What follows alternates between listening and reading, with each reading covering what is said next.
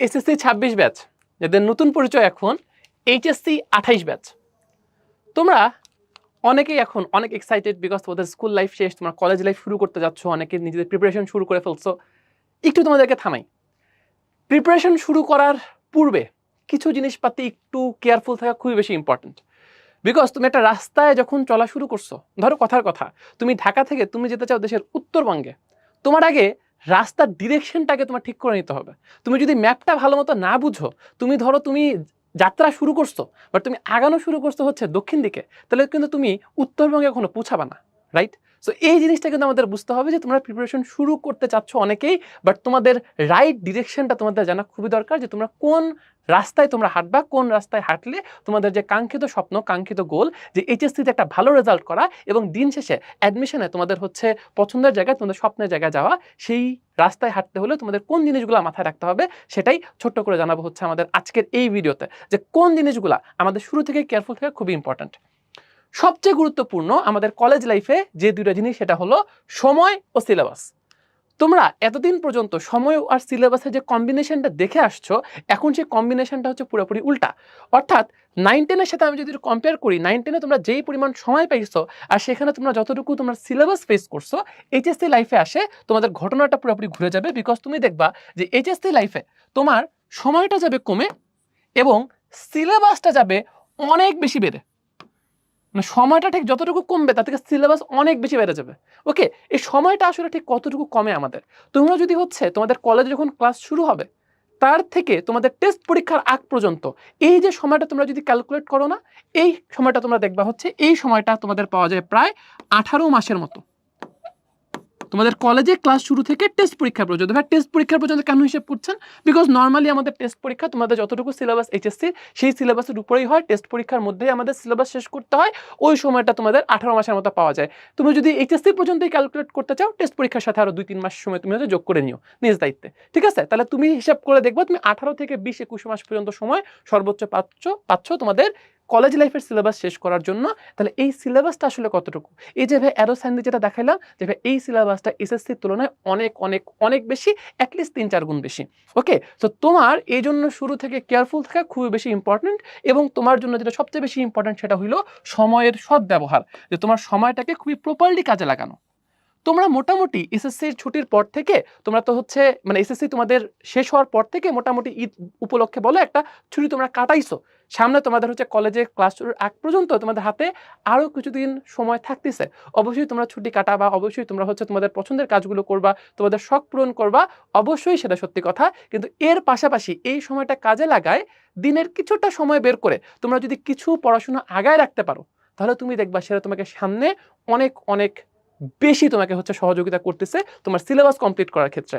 আবারও বলছি ভাইয়া, আমি মোটেও এই কথা বলতেছি না যে তুমি এখন থেকে দিনে 24 ঘন্টা পড়াশোনা করো, ঠিক আছে? এই কথা আমি বলছি। আমি জানি যদি আমি মানাও করি, still there is a group of students যারা হচ্ছে একদম সিনসিয়ারলি পড়াশোনা করবে, আচ্ছা তারা করুক, বাট আমার জেনারেল স্টুডেন্টদের জন্য আমি সবাইকে বলছি না যে না তুমি এখন থেকে দিন রাত 24 ঘন্টা পড়াশোনা করো।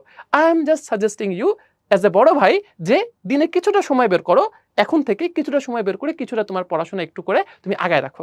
ওকে, আচ্ছা, একটা জিনিস তোমাদের সামনে আমি হচ্ছে একটু ক্লিয়ার করে দিচ্ছি, সেটা হলো এখনকার যে ট্রেন্ড, এই ট্রেন্ডে আমরা দেখি যে হচ্ছে যে অনেক বেশি শর্টকাট খোঁজার হচ্ছে একটা টেন্ডেন্সি স্টুডেন্টদের মধ্যে, যে হ্যাঁ পরীক্ষার আগে অল্প সময় আমি হচ্ছে কিছু লম্বা কিছু ক্লাস দেখলাম অথবা অল্প কিছু সাজেশন পড়লাম, তাহলেই হচ্ছে আমার বোর্ড পরীক্ষা কভার হয়ে যাবে, বোর্ড পরীক্ষা আমরা পার করে ফেলবো। বাট তোমাদের একটু মাথায় রাখতে হবে যে এইচএসসিতে বোর্ড পরীক্ষাও এসএসসির তুলনায় অনেক চ্যালেঞ্জিং হয়, এটা তোমরা সময়ের সাথেই বুঝবা। বাট স্টিল অ্যাটলিস্ট এতটুকু মাথায় রাখো যে এইচএসসি কিন্তু এবার তোমার আসলে শেষ না, কারণ এই সিলেবাসের উপর এই প্রিপারেশন নেই। তোমার কি ফেস করতে হবে বলো তো? তোমার কিন্তু ফেস করতে হবে হচ্ছে অ্যাডমিশন টেস্ট। এবং অ্যাডমিশন টেস্টে তোমার কি চেক করা হবে? তোমরা সবাই জানো অ্যাডমিশন টেস্টে তোমাকে মেইনলি চেক করা হবে যে তোমার বেসিক আসলে ঠিক কতটা স্ট্রং।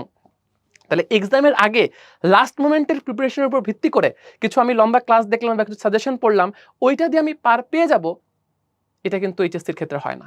বিকজ তোমাকে আলটিমেটলি এই যে তুমি প্রিপারেশন নিবে এইচএসসির জন্য, এটাই কিন্তু তোমাকে আসলে তোমাকে অ্যাডমিশনে তোমাকে হচ্ছে ক্যারি করবে, তোমাকে এই প্রিপারেশনে ডিসাইড করবে যে তুমি অ্যাডমিশনে কোন জায়গায় পৌঁছাবা।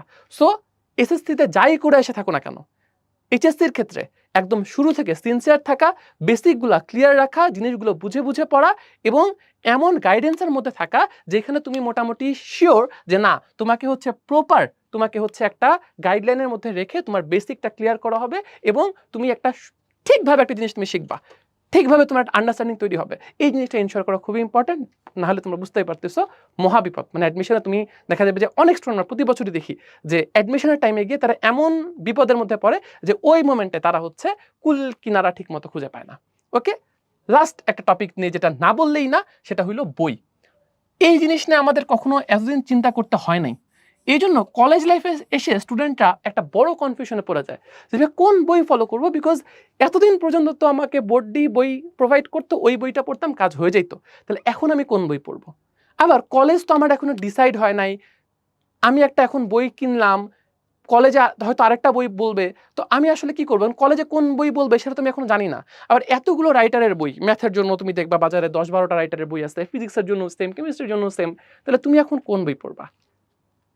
আবার আরেকটা প্রবলেম তোমাদেরকে আমি বলি বইয়ের ক্ষেত্রে, স্পেশালি ম্যাথের ক্ষেত্রে এবং অন্যান্য সাবজেক্টের যারা টিচাররা তারা হয়তো ওই সাবজেক্টের ক্ষেত্রে ভালো বলতে পারবে, যে তুমি ম্যাথের, এই জন্য ম্যাথ নিয়ে বলি যে আমরা এটা সবসময় ফেস করছি যে এই যে 10-12টা রাইটারের বই বললাম না, এক এক বইয়ের এক এক রকম বৈশিষ্ট্য থাকে। কিছু বইয়ের আমরা দেখছি যে হচ্ছে থিওরি পার্টটা হয়তো একটু নাইসলি গুছানো, কিছু বইটা সুন্দর মতো টাইপ ওয়াইজ করা, কিছু বই বোর্ড বইয়ের জন্য ভালো, কিছু বই অ্যাডমিশনের জন্য ভালো। কিন্তু এই যে আমি সবগুলো একটার মধ্যে পাবো, এই যে অ্যান্সারটা যে না আমাকে সবগুলো হচ্ছে আমাকে একসাথে কভার করে দিবে, এই অ্যান্সারটার সলিউশন কিন্তু হচ্ছে আমরা অনেক দিন ধরে চেষ্টা করে একটা সলিউশন হচ্ছে আমরা আনার ট্রাই করছি। এবং তোমরা যদি হচ্ছে আমাদের বইটা ফলো করো, তোমরা দেখো উদ্ভাসের যে কোনো ব্রাঞ্চ থেকে, আশা করি তোমাদেরকেও সেটা হচ্ছে একটা তৃপ্তি দিবে যে না এই বই ফলো করলে আমাদের সুন্দর মতো থিওরি কভার হয়ে যাবে, সুন্দর মতো বোর্ড প্রিপারেশন কভার হয়ে যাবে, অ্যাডমিশনের জন্য যতটুকু আগায় থাকা দরকার সেটাও কভার হয়ে যাবে। সেটা হলো প্যারালাল টেক্সট, যেখানে আমরা চেষ্টা করছি যে থিওরি যতটুকু এঙ্গেজিংভাবে পসিবল, যতটুকু স্টুডেন্টদের জন্য আনন্দদায়কভাবে উপস্থাপন করা সম্ভব সেটা উপস্থাপন করা, বোর্ড বইয়ের প্রশ্নগুলো সুন্দর টাইপ ওয়াইজভাবে প্রেজেন্ট করা, ইভেন অ্যাডমিশনের প্রশ্নগুলো প্রতিটা টাইপের সাথে অ্যাড করে দেওয়া, যেন স্টুডেন্টরা একটা আগাম ধারণা পেয়ে যায় যে তাকে সামনে বোর্ড এবং অ্যাডমিশনে কী ধরনের প্রশ্ন ফেস করতে হবে। সো আই উইল সাজেস্ট যে তোমরা প্যারালাল টেক্সটগুলো যদি কালেক্ট করো, তাহলে এই মুহূর্তে তোমাদের হচ্ছে অন্য আর কোনো বইয়ের চিন্তা করা লাগছে না। যখন তোমরা কলেজে ভর্তি হবা, কলেজের টিচাররা বইয়ের লিস্ট দিবে, বইয়ের সাজেশন দিবে, কলেজে যে বই ফলো করবে, তখন দরকার হলে তুমি সেই বইটা সংগ্রহ করলা। এই মুহূর্তে তোমার সেই এখনই বই কেনার দরকার নাই, এখন প্যারালাল টেক্সট দিয়েই দেখবা যে তোমার যতটুকু দরকার তার থেকে ভালো মতোই তোমার হচ্ছে কাজ আগে যাবে ইনশাল্লাহ। সো সবাই যাত্রা শুরু করছো, বাট যাত্রা শুরু করার জন্য এই যে 3টা পয়েন্ট মোটামুটি কথাবার্তা বললাম, এই 3টা পয়েন্ট নিয়ে তোমরা যদি একটু ঠিক মতো সামনে আগাও, দেখবা যে তোমাদের সামনের এইচএসসি জার্নি ইনশাল্লাহ খুবই সুন্দর হবে। তোমাদের সবার জন্য অনেক অনেক শুভকামনা। আল্লাহ হাফেজ, আসসালামু আলাইকুম।